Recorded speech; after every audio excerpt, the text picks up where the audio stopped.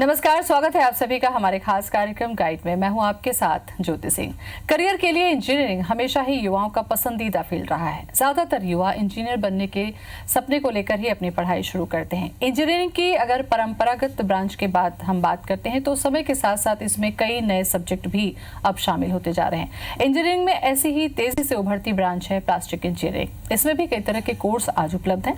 इसमें स्नातक के साथ साथ डिप्लोमा भी छात्र कर सकते हैं। आज हम जानेंगे कि प्लास्टिक इंजीनियरिंग में पढ़ाई कहाँ की जा सकती है, कौन कौन से कोर्स इसमें उपलब्ध हैं और करियर के इसमें क्या कुछ संभावना है। तो चलिए शुरू करते हैं अपना ये खास कार्यक्रम।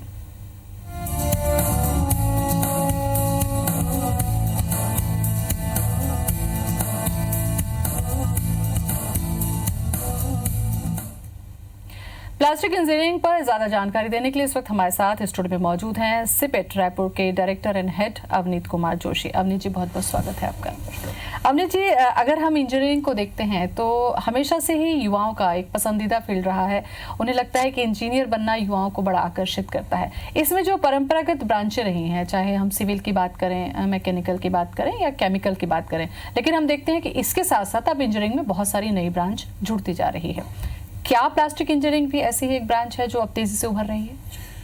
यहाँ पर मैं मैडम ये जरूर कहूँगा कि प्लास्टिक इंजीनियरिंग आज के क्षेत्र में तो एक बहुत ही उभरती हुई ब्रांच सामने आ रही है। आज आप देखेंगे कि हर फील्ड में जिसमें भी अदर मटेरियल होते थे उसकी जगह प्लास्टिक उसकी जगह लेता जा रहा है। तो उस तारतम्य में देखा जाए तो प्लास्टिक इंजीनियरिंग आज की डेट में तो एक बहुत ही उभरती हुई ब्रांच सामने दिख रही है।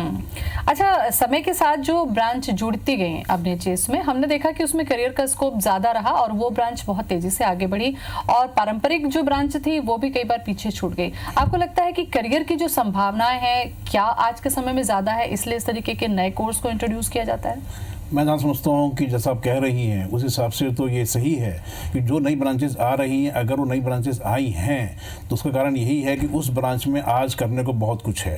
तो प्लास्टिक इंजीनियरिंग भी एक उसी में ही एक देखा जाए तो आज की डेट में बहुत ही आगे बढ़ती हुई ब्रांच है, क्योंकि मैकेनिकल या केमिकल जो ब्रांच पहले थी उसी का ही एक रूप ही प्लास्टिक इंजीनियरिंग लेता जा रहा है। क्योंकि प्लास्टिक आज हर क्षेत्र में आप देखेंगे कि अगर कोई चीज़ आयरन की बनी हुई है, स्टील की बनी हुई है, तो उसकी जगह पर प्लास्टिक आज अपना जगह ले रहा है। उस चीज़ को देखते हुए अगर देखा जाए तो प्लास्टिक इंजीनियरिंग में आजकल हर आदमी चाहता है कि उस प्लास्टिक मटेरियल को यूज़ करके उसी चीज़ को फिर से डेवलप किया जाए। बिल्कुल, ये एक चुनौती भी है प्लास्टिक इंजीनियरिंग के लिए भी। दूसरा जो महत्वपूर्ण सवाल ये होगा अवनीत जी, वो ये कि छात्र चूंकि CGPT देते हैं और उसके बाद बीटेक के लिए तैयारी करते हैं, तो क्या बीटेक के तौर पर भी प्लास्टिक इंजीनियरिंग में विकल्प है, डिप्लोमा में भी है? कोर्स के बारे में थोड़ा विस्तार से आप बताइए। यहाँ मैं कहूँगा कि सिपेट जो है diploma program, post graduate diploma program, UG program organize कर रहा है।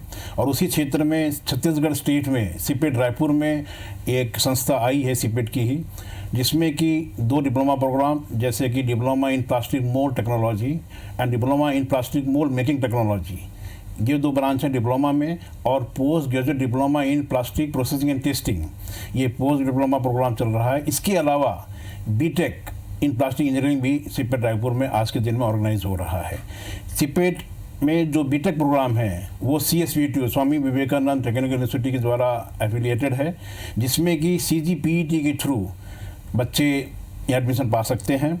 और रही बात जो डिप्लोमा प्रोग्राम है सिपेट रायपुर में जो हम लोग ऑर्गेनाइज कर रहे हैं, उसका जो एंट्रेंस क्वालिफिकेशन है 10th पास या ITI ये होना ज़रूरी है। उसी तरह से देखा जाए तो पोस्ट ग्रेजुएट डिप्लोमा में ग्रेजुएट होना जरूरी है, जिसमें कि केमिस्ट्री सब्जेक्ट होना अनिवार्य है। अवनीत जी, जैसा कि ITI का भी जिक्र हम करते हैं, पॉलिटेक्निक का भी हम जिक्र करते हैं, और 10th पास होने के बाद बच्चों के पास में पॉलिटेक्निक या ITI का विकल्प था, तो ऐसे में लगता है कि ये जो डिप्लोमा है इनके लिए ज़्यादा एडवांस होगा या इसके लिए ज़्यादा फायदेमंद होगा? ये आप सही कह रही हैं कि आज की डेट में देखा जाए तो डिप्लोमा जो पहले जो ब्रांचेस होती है, डिप्लोमा मैकेनिकल, डिप्लोमा सिविल, उसकी जगह पे आज की डेट में डिप्लोमा प्लास्टिक इंजीनियरिंग एक अपना बहुत बढ़िया फील्ड बनाता जा रहा है। और उसमें देखेंगे कि आज के बच्चों में हमारे यहाँ जो बच्चे डिप्लोमा कर रहे हैं उनको 100% एक्सलेंट प्लेसमेंट की अपॉर्चुनिटी अवेलेबल है। क्योंकि प्लास्टिक आज देख रहे हैं जैसा कि आगे बढ़ता जा रहा है, उस हिसाब से हमारे इंडिया भारत देश में इस प्लास्टिक को करने के लिए, प्लास्टिक को आगे बढ़ाने के लिए बहुत सी इंडस्ट्रीज आगे आ रही हैं, जिसमें कि हमारी डिप्लोमा पास बच्चों को प्लेसमेंट आराम से मिल जाता है। तो डेफिनेटली आज की डेट में देखा जाए तो डिप्लोमा इन प्लास्टिक टेक्नोलॉजी में काम करने पे बच्चों को प्लेसमेंट की सुविधा बहुत अच्छी मिलती है। सीपेट पर ही हम थोड़ी सी चर्चा करेंगे। आज के समय में आज एट प्रेजेंट आप लोगों के पास में कितने छात्र पढ़ाई कर रहे हैं? 3 डिप्लोमा है, जिस तरीके से 10th के बाद भी है, 12th के बाद भी है। तो ये जो डिप्लोमा कोर्सेज हैं 10th के बाद जो बच्चे करते हैं वो, और 12वीं के बाद जो बच्चे करते हैं वो, दोनों में क्या अंतर है और क्या कुछ है जरूरत? 10th के बाद जो बच्चे डिप्लोमा कर रहे हैं वो 3 साल की ड्यूरेशन का प्रोग्राम है, जिसमें कि 3 साल हमारे यहाँ बच्चे 6 सेमेस्टर के हिसाब से आते हैं पढ़ने के लिए। वहाँ पर उनको थ्योरेटिकल एंड प्रैक्टिकल दोनों टाइप की नॉलेज दी जाती है, और लास्ट जो सेमेस्टर होता है उसमें हम पूर्ण रूप से प्रैक्टिकल ट्रेनिंग ही होती है, जिससे कि बच्चा उस मशीन को अच्छी तरह चलाना सीख जाए, जिसके बेस पे इंटरव्यू के समय में या कहीं प्लेसमेंट के मिलने के बाद बच्चे को नया कुछ महसूस ना हो, आराम से उस जगह पर जाकर उस मशीन को चला सके। पोस्ट ग्रेजुएट डिप्लोमा जो प्रोग्राम है वो 1.5 साल का है, जिसमें कि ग्रेजुएट लेवल के बच्चे हमारे यहाँ एडमिशन पा सकते हैं। उस ग्रेजुएट लेवल में इम्पॉर्टेंट चीज़ है कि केमिस्ट्री एक सब्जेक्ट होना ज़रूरी है। इसके बाद बीटेक जो हमारा प्रोग्राम है वो 12th पास बेस पर है, और उसमें एफिलिएशन जो है CSVTU से है और CGPET के थ्रू एडमिशन होता है।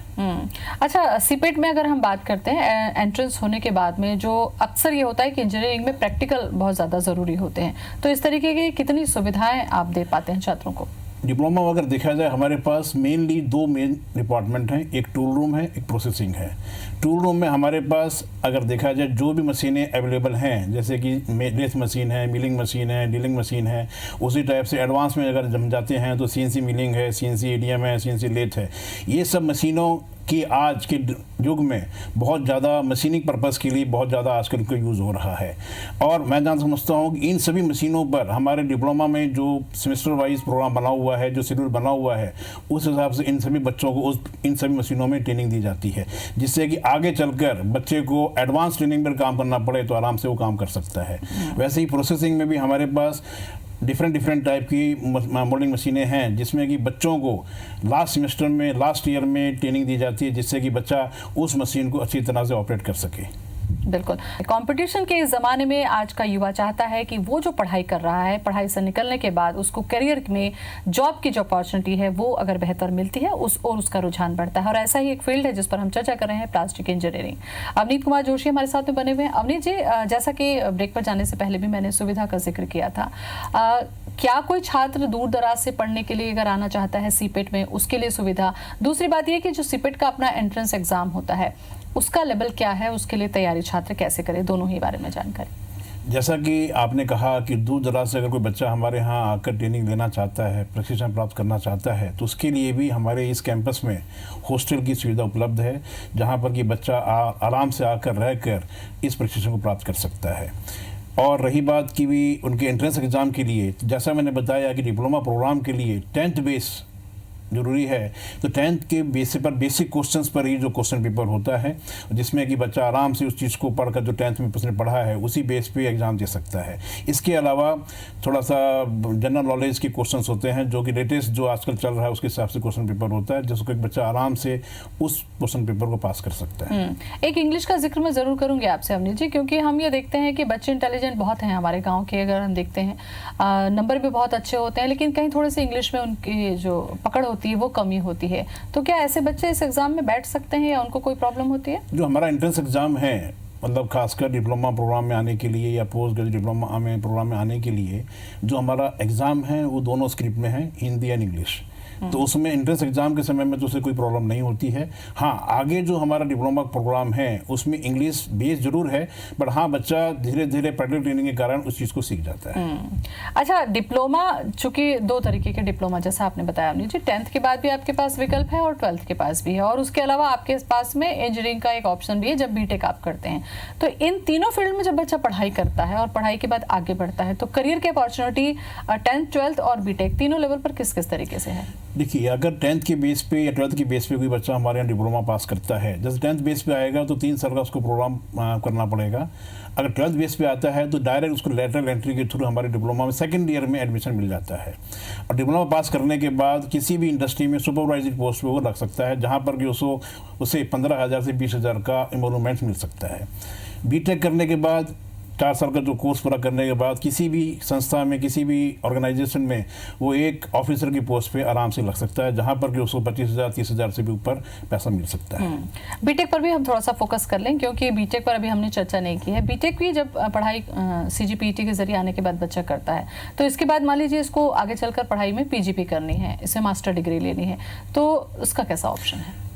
जैसा कि मैंने बताया कि बीटेक हमारे यहाँ जस्ट लास्ट ईयर ही चालू हुआ है, और सीपेट की जो अदर सेंटर्स हैं पूरे ऑल ओवर इंडिया में, इस समय 32 सेंटर हैं पूरे भारतवर्ष में, और उसमें से 5 या 6 सेंटर्स में इस समय एमटेक की भी सुविधा उपलब्ध है। हमारे यहाँ बीटेक करने के बाद बच्चा अगर एमटेक करना चाहता है तो आराम से इंट्रेंस एग्जाम के थ्रू प्राप्त कर सकता है। छत्तीसगढ़ में अगर हम देखते हैं सीपेट की संभावना, तो छत्तीसगढ़ के अलावा सीपेट और कहाँ पर है जहाँ पर बच्चे संपर्क करें? अभी सीपेट जो है छत्तीसगढ़ में केवल एक ही जगह पर, रायपुर में है। आगे प्रोग्राम है कि भी कोरबा में शायद सीपेट आए, पर अभी तो केवल रायपुर में ही है। और क्या जो सीट्स हैं वो कितनी होंगी इसमें?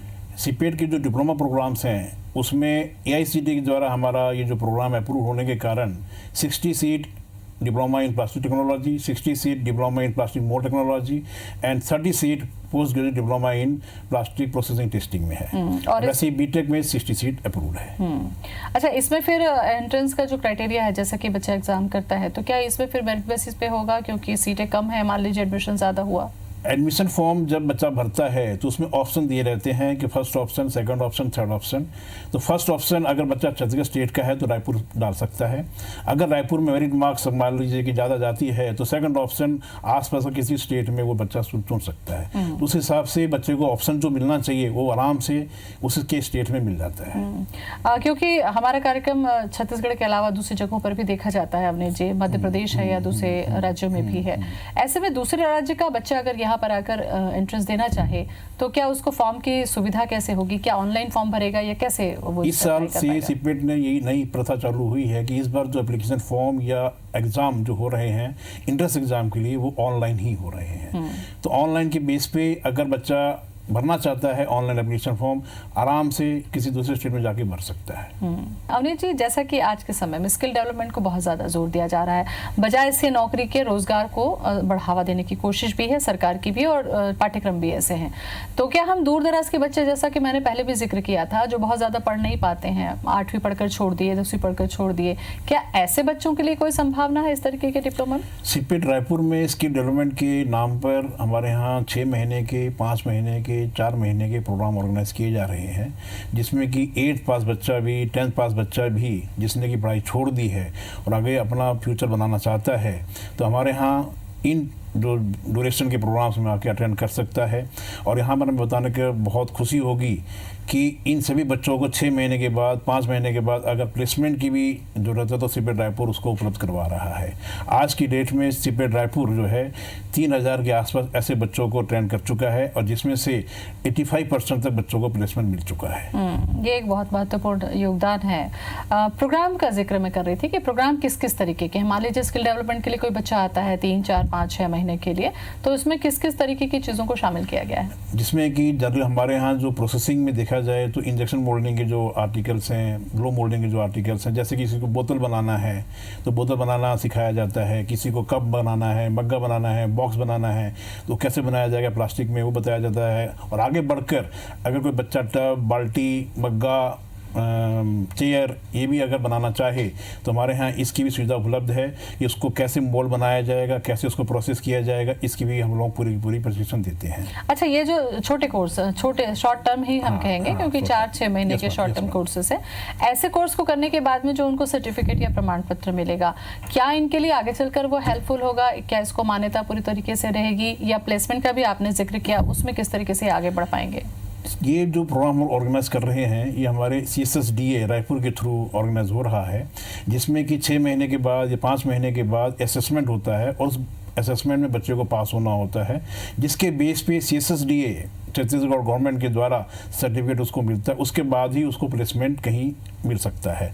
प्लेसमेंट के लिए हमारे यहाँ कैंपस इंटरव्यू ऑर्गेनाइज होते हैं, बच्चे को यहीं के ही प्लेसमेंट मिल जाता है। ये माना कि भी इस समय छत्तीसगढ़ स्टेट में इतनी इंडस्ट्रीज़ नहीं हैं, बच्चे बाहर की ओर, बाहर स्टेट से बाहर जाकर भी जॉब कर रहे हैं और उन्हें अच्छा महीने का जो पारिश्रमिक है मिल रहा है। चूँकि हम लंबे समय से इंजीनियरिंग पर ही चर्चा कर रहे हैं अवनीश जी, यहाँ पर मैं देखूंगी कि लड़कियाँ भी आजकल तेज़ी से हर फील्ड में आगे आ रही हैं। ऐसे में क्या बच्चियों के लिए भी इसमें उतनी ही सुविधाएं हैं जैसा कि छात्रों के लिए है, चाहे हॉस्टल फैसिलिटी है या प्रैक्टिकल फैसिलिटी है? आपने सही कहा, इस समय हमारे यहाँ जो स्किल डेवलपमेंट प्रोग्राम हो रहे हैं उसमें मैं जहाँ तक कहूँगा कि भी 25% से 30% तक लड़कियाँ इसमें बढ़ चढ़ के हिस्सा ले रही हैं और जॉब के मामले में भी बच्चियाँ बाहर जाकर काम करने के लिए तैयार हैं।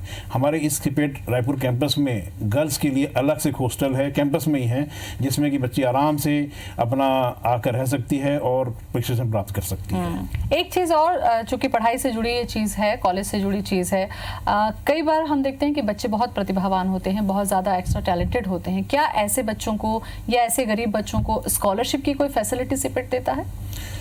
जो डिप्लोमा के बेस पे अगर देखा जाए तो स्टेट गवर्नमेंट से आपको स्कॉलरशिप मिल सकती है। जैसे हमारे यहाँ यूपी के बच्चे आए हुए हैं, छत्तीसगढ़ स्टेट के बच्चे आए हुए हैं और वहाँ से स्कॉलरशिप का एक फॉर्म आता है, फॉर्म भर के अगर अप्लाई करे तो उसे 100% जो फीस है पूरी वापस मिल जाती है। अच्छा, ये पूरी जो पढ़ाई है, जैसा कि शुरू में भी मैंने कहा था कि प्रैक्टिकल जो है वो बहुत ज़्यादा बेस्ड होता है, तो इसमें सिपेट किस तरीके से प्रोग्राम को डिज़ाइन करता है? जो थ्योरी बेस्ड है या प्रैक्टिकल के लिए फिर किस तरह इंडस्ट्री में आप टाइप करते हैं? डिप्लोमा में देखा जाए तो फर्स्ट ईयर जो हमारा बेस है पूरा थ्योरेटिकल बेस है। सेकंड ईयर में हम लोग जब बच्चे को लेकर आते हैं तो उसमें 50-50% हो जाता है, थ्योरेटिकल 50% है, थ्योरेटिकल प्रैक्टिकल 50% है और फाइनल ईयर में पूर्ण रूप से बच्चे को हैंड्स ऑन मशीन सिखाया जाता है जिससे कि बच्चा पूर्ण रूप से उस मशीन को सीख सके। हमारे पास इस सभी फील्ड के लिए, चाहे वो टूल रूम हो, चाहे प्रोसेसिंग हो, हर टाइप की मशीन अवेलेबल है, इसीलिए बच्चे को बाहर जाने की आवश्यकता नहीं पड़ती है। करियर के लिहाज से कितना ये जो फील्ड है वो महत्वपूर्ण हो सकता है आज के समय में? युवाओं के लिए कुछ कहना चाहेंगे इस बारे में? मैं तो यही कहूँगा कि आज की डेट में देखा जाए, अगर आदमी सवेरे सोकर उठता है और रात को फिर बेड पे जाता है तो उसके पास हर क्षेत्र में हर समय एक प्लास्टिक का आइटम हाथ में होता ही है। इस चीज़ को देखते हुए अगर देखा जाए तो प्लास्टिक एक उभरता हुआ फील्ड है जिस पर कि हम सभी आगे बढ़कर इस फील्ड को अपना सकते हैं और अपना करियर बना सकते हैं। एक सवाल मैं ज़रूर आपसे करना चाहूँगी अवनीश जी, क्योंकि प्लास्टिक हमारे लिए हार्मफुल भी है। अगर प्लास्टिक इंडस्ट्री तेजी से बढ़ रही है तो इसका रिसाइकल का भी कुछ प्लान क्या इस सिलेबस में होता है या इस इंजीनियरिंग में होता है? प्लास्टिक को रिसाइकल हम लोग जरूर कर सकते हैं और हमारे यहाँ एक सब्जेक्ट रखा भी गया है कि जिससे कि बच्चे को मालूम हो कि उस प्लास्टिक जो मटेरियल है या प्लास्टिक आइटम है उसको रिसाइकल करने की क्या प्रोसेस है, क्या प्रोसीजर्स है, किस ढंग से उसको किया जाता है, ये पूरी प्रोसीजर भी हम लोग उसमें कवर करते हैं और प्रैक्टिकल भी करवाते हैं। ये बीटेक और एमटेक करने के बाद या डिप्लोमा कर लेने के बाद में क्या जो युवा है आज का छोटी मोटी प्लास्टिक से जुड़ी अपनी खुद की उद्योग या इस तरीके के व्यवसाय भी शुरू कर सकता है? डेफिनेटली, अगर कोई बच्चा चाहे, उसके मन में उड़ने की चाह हो तो डेफिनेटली अपना एक बिजनेस, अपना एक फैक्ट्री इसी प्लास्टिक फील्ड में वो चालू कर सकता है, जिसके लिए सिपेट उसको पूर्ण रूप से पूरी सहायता प्रदान करने के लिए तैयार है। यहाँ पर अगर किसी को प्रोजेक्ट प्रोफाइल चाहिए, सिपेट उसको बना कर देगा। किस टाइप की मशीनें चाहिए, किस टाइप का स्पेसिफिकेशन होना चाहिए, क्या आइटम उसको बनाना पड़ेगा, ये सब चीज़ें सिपेट उसको अपनी तरफ से पूरा सहयोग प्रदान करता है। हाँ, बात यही है कि हमें उसके लिए जो लोन है या क्या स्कीम्स हैं वो स्टेट गवर्नमेंट से उसको लेनी पड़ेंगी। चूँकि छत्तीसगढ़ में सिपेट रायपुर में ही है और अकेला ही है, किस तरीके का फीडबैक मिल रहा है अब तक आप लोगों को और आपको लगता है कि इसमें ग्रोथ क्या तेजी से है बच्चों की? सिपेट रायपुर जो है छत्तीसगढ़ स्टेट में अकेला एक संस्थान है सिपेट के लिहाज से, तो उसके लिहाज से देखा जाए तो हमें गवर्नमेंट ऑफ छत्तीसगढ़ से पूरा सहयोग मिल रहा है। आज की डेट जैसा मैंने बताया कि हम लोगों ने अभी तक 3000 बच्चों को ट्रेन कर चुके हैं और उन्हें प्लेसमेंट दिला चुके हैं। एंड इसी टाइप से जो हमारे पास मशीनें हैं उसके लिए भी जो आसपास की इंडस्ट्रीज़ हैं, प्लास्टिक इंडस्ट्रीज़ हैं या एलाइड इंडस्ट्रीज़ हैं, वो भी हमें रेगुलर कॉन्टैक्ट कर रही हैं कि जिससे कि उन्हें भी हम अपनी तरफ से टेक्निकल सपोर्ट प्रोवाइड कर सकें। यहाँ के पढ़े हुए निकले बच्चे, सर आपको कैसा लगता है कि यहाँ से बड़े बच्चे अभी तक कहीं पर सेटल हो पाए या उनका कैंपस में सिलेक्शन हो पाया, कुछ ऐसे रोल मॉडल स्थापित किए बच्चे? हमारे यहाँ जो अभी तक तो जो डिप्लोमा प्रोग्राम है जस्ट लास्ट ईयर ही चालू हुआ है, तो डिप्लोमा प्रोग्राम तो रनिंग में है, पर हाँ स्किल डेवलपमेंट में जैसा मैंने बताया कि बच्चे बाहर जाकर एक जो मंजिल है वो ज़रूर तैयार कर रहे हैं। आज की डेट में हमारे यहाँ से जो बच्चे हैं मारुति में, टाटा लुकास टीवी में, टाटा पंप में, पॉइंट ट्रैक में बच्चे जा रहे हैं और वहाँ पर अच्छी ऊंची पोस्ट पर काम कर रहे हैं। जैसा कि शुरू में जिक्र हम लोगों ने किया था, क्योंकि मैकेनिकल और केमिकल दोनों ही जो फील्ड है उसके बीच का निकला हुआ एक नया सेगमेंट है प्लास्टिक इंजीनियरिंग।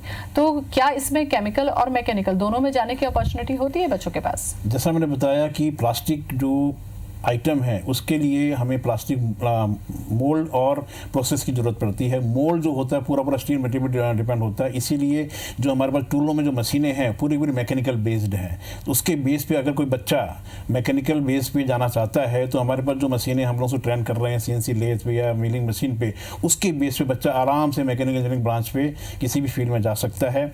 और केमिकल इंजीनियरिंग के लिए जो हमारे पास प्रोसेसिंग की मशीनें हैं उसके बेस पे बच्चा आराम से केमिकल इंजीनियरिंग के किसी फील्ड पे जा सकता है। और अभी अगर हम एंट्रेंस एग्जाम की डेट की बात करें अवनीत जी, तो क्या है डेट और कितने समय तक अभी बच्चे इसमें अप्लाई कर सकते हैं? फॉर्म हमारा ऑलरेडी ऑनलाइन चल रहा है। 28 जून उसकी लास्ट डेट है हमारे डिप्लोमा प्रोग्राम के लिए, पोस्ट ग्रेजुएट डिप्लोमा प्रोग्राम के लिए, और 1 जुलाई एंट्रेंस एग्जाम की डेट है। बिल्कुल, बहुत अहम जानकारी आपने दी इस फील्ड से जुड़ी, बहुत बहुत शुक्रिया आपका। तो समय है अभी आपके पास में, क्योंकि 28 जून तक आप अप्लाई भी कर सकते हैं। नया फील्ड है जो कि करियर के लिहाज से युवाओं के लिए बहुत महत्वपूर्ण भी साबित हो सकता है। फिलहाल इतना ही, मुझे दें इजाजत, नमस्कार।